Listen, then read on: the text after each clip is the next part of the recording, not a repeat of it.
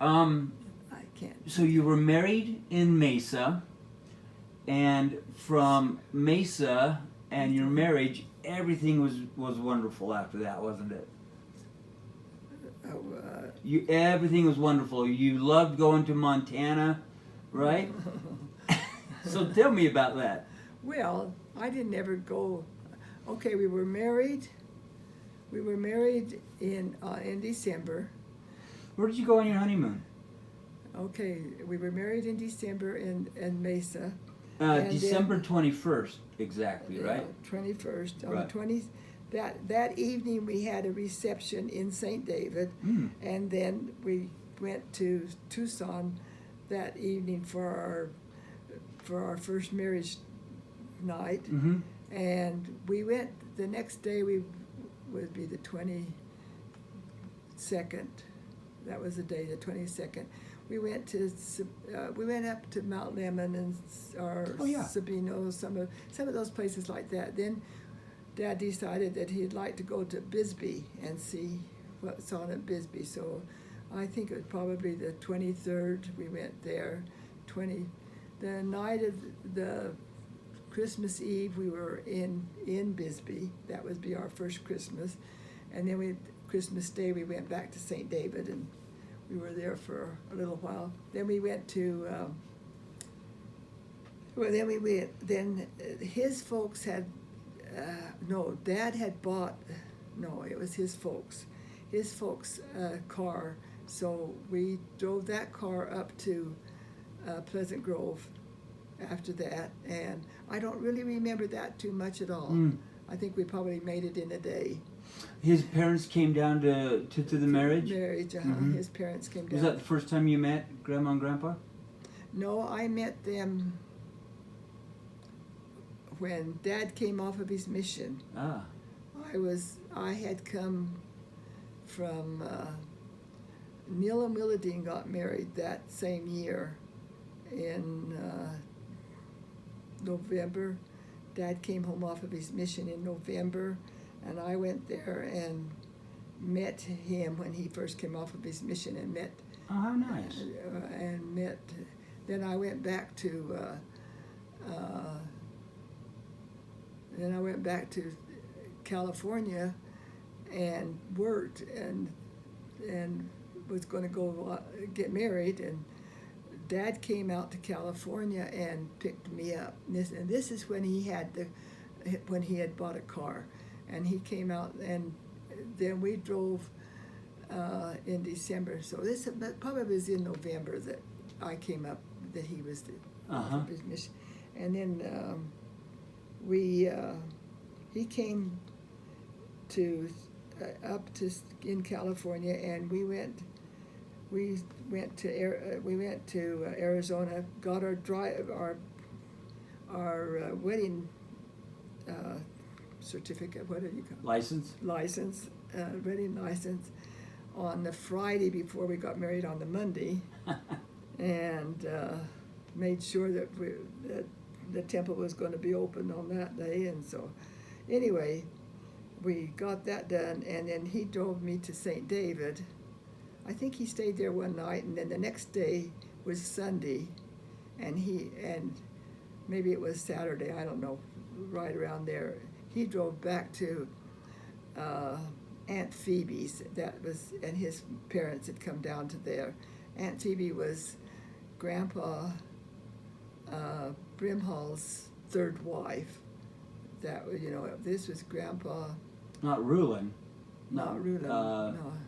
Oh, yeah, I don't remember. Yeah. Okay, it's Rulin's father. Yeah, yes. And I'm trying to think. Anyway, what we need is all those. Yep. And anyhow, so they stayed with her, which was quite close to the temple, and she came to the wedding. Oh, wow. She came to the ceiling. And in fact, I was just looking at that the other day on the frame. I was looking at who came. Anyhow, so he went back there. The next morning, Dad and Mom, we drove to Phoenix or Mesa. then there was Uncle Walter, Aunt Hazel went, and Uncle Walter wasn't there. Aunt Hazel went, Mom and Dad and I, Nadine went. I don't know whether she was already there. Anyway, so we were married then on Monday the 21st. And then we went, like I said, we had a reception that night, and then so then after we went, we came on our, we went back up, we came St. David on Christmas, and then we went up to Pleasant Grove, and then I had to go back to work. And so Dad was going to take me back back to work in California. Back to work Yes. in California. I was going to give him the 2 weeks notice. You know, here I am. I'm one of these people that believe what you're supposed to do, you do it. Yeah. And so I had told them that I was going to quit, but I'd give him the 2 weeks notice. So that's what we were headed back to California, and that's where we went. Decided to go the Delta way. Oh yeah. Out that way. Uh-huh. I don't know whether anybody's been the Delta way, but there's not much No. between here and there. No. And we thought Still isn't. It's not a pleasant drive at all. I had to stop one place, and I had to go to the bathroom. I mean, I had to walk half a mile to get a bush big enough so I could sit down and pee. And anyhow, we were there, and then when Dad tried to start the car, it wouldn't start. Oh my gosh. Okay, here we were out in the Delta desert, Oh. and the car wouldn't start, and he couldn't get it. The cars would pass us on the road, not very many, because that's not a very traveled road. But this station wagon with 2 men in it came and asked us if we needed a ride, and we said, well, yes, we'd like to go to, I think it was Ely. Oh, close. Yeah. Well, yeah. Might be. That's the way we were headed, you know. Ely, I think it was. Uh-huh. And anyhow, we said yes, and so we left our car, must have locked it, because we had all of our our things in it, and anyhow, so we left that, and we got in this car with this man, and I thought that ride was never going to end. It seemed like it was forever that way. I don't think I've ever been on that road since. But I don't think anyway, we got to Ely, and at that time there was somebody else that was going to go a little bit further, Pioche or something like that. And I said, well, yes, we'd like to go with you. So we got on another person's car and took another ride into Pioche. And I have my Uncle Lauren was the sheriff at that time. And he was the sheriff at this place. And I said, well, I have an uncle that will help me out. So And meantime, your car's still back. Oh, yes. On the broken down. Yeah, that broken down. Oh, okay. And nobody broke into it, though. That was a miracle.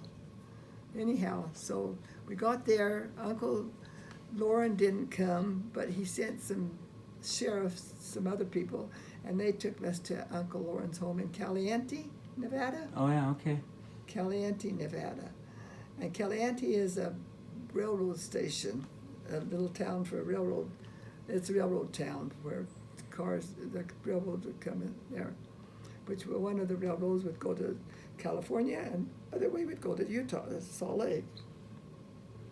So the next morning, he put me on the train to go to California. Later on, he got on the train to go to Salt Lake, and that's how we ended our honeymoon. Me going to California and him going to... I'm still worried about the car. How did you get the car back? Okay, so I went to California and got to working. I had an apartment there. He went home, his father picked him up, and his father took him in their car out to the desert, and they picked up the car and took it back, and I never saw it again. He gave it back to these people, and I don't know whether he got the money back or not. I'll be darned. It was not a good buy. I'll be darned. So, and then he had a job offering in Butte, Montana, And so he took that job. Doing what? He was a surveyor, something doing down in the mines. Mm. I don't know what, I'm not quite Is sure. it was a coal mine, I think. No, it was copper mine. Oh, copper. Okay. Copper mine. Wow. So that's what he did. So we kept in contact that way, but I had to, I went back to work and I had to get rid of the apartment. And one of the things that just bothered me to no end was that Mother Brimhall had somehow or another, I had got probably 10, maybe 12 bottles of peaches, canned peaches from her. Uh-huh. Well, I was just beside myself. I had to leave those canned peaches. Oh, that was my... Behind? Well, I think I gave them to somebody. Oh. I didn't get to take them with me, but and I got on the bus and then I went on the bus to Butte, Montana. Oh, we done. On a Greyhound bus. That was a long trip. That was a long trip too. It was a long trip. Met Dad at the Greyhound station. And after a few minutes, he told me that he had been fired. Oh. That's right, he had been fired. So we went to our apartment, which was a big, well, it's not a real big, but it was the highest apartment in Butte, Montana. And we went in there, and so that was where we were. Well, he had a friend, Don Anderson, who had something to do with the mines and things, and he got him another job there at the mines, and so that turned out okay. Wow. He got a job, but he got fired the day that I came in, which wasn't easy on him nor on me, and so and then it was somehow or another we got, I don't know whether he saw it in the paper or found this lady, I think her first name was Mary, but anyway, she was going to go live with her mother, and in Chicago, and she had a one-room flat in the Trip and Dragstead apartments, and she wanted to sell all of her furniture with it. So we went and looked at it, and then we bought it for a reasonable price. I mean, really, it was the best furniture that we've ever had. We had that growing up. I remember. Yes, I remember that the furniture. gray sofa. Mm-hmm. I think I still have some of the things. Yeah, yeah. That was good furniture, and I think Jennifer has the kidney style desk still, and yeah. I think she has one of the. It was good furniture. Yeah. Anyway, we lived at the Trip and Dragstead, and went to that was where we really made our first home. Ah. And Dad worked at the mines, and I got a job as a dietitian at the hospital, St. Mary's. I always want to call everything St. Mary's, but it was a hospital. I could walk to the hospital, and Dad had a ride, I think with Don Anderson, to the mines. Ah. At first we didn't have a car, then we got the Buick, and that was a great car. That lasted quite a while.